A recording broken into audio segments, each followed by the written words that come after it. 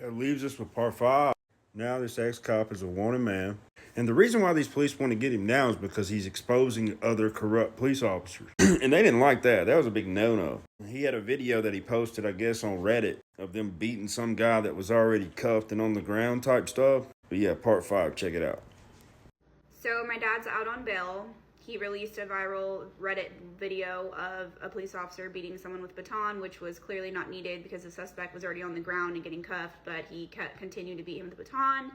The cops have his cell phone, which contains all these messages between police officers of him talking to them for years and years and years, whatever. My dad purchases a new phone, gets into his email, and is emailing police officers rapidly. They're arguing. They're mad at my dad for releasing that video. My own opinion, I don't state this as a true fact, was that this video of this beating that occurred was covered up by his police station, and then he just let it out. So now it's being investigated. My dad told me, I don't know if it was true, but he told me it's being investigated by the FBI, and everyone's pissed about it, right? It's clearly like not a good look for that officer. So now my dad's supposed to be on his best behavior while out on bail. Mind you, his bail was $1 million. He wants to go fly to Oregon to be with my grandparents, aka his parents.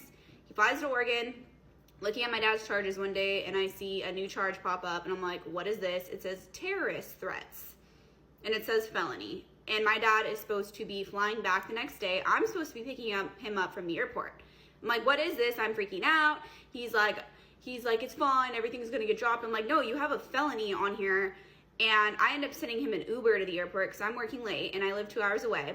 He never gets into the Uber that I sent him. And I'm freaking out. I'm like, what is going on? My grandpa calls me, super upset, like an hour or two later, goes, why is your dad in jail? So the cops were waiting for my dad at the airport.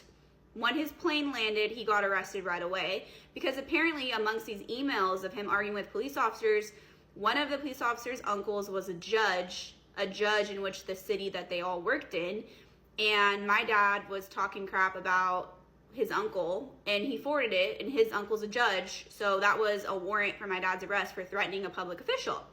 So that's what a terrorist threat was. So now I have to hire my dad a criminal defense attorney, and I'm like, I cannot let you be a convicted felon. You were police officer of the year, now you're a felon? So he's completely batshit out of his mind. I'm like, this is not my dad. This is not someone who taught me all these smart things. Like, I don't even know who you are at this point. I don't even care about the 4 misdemeanors anymore because now I'm like, okay, you're really crazy. So I hire him. He's back in jail. He's back on $1 million bail. And then I have to go to court for this new felony.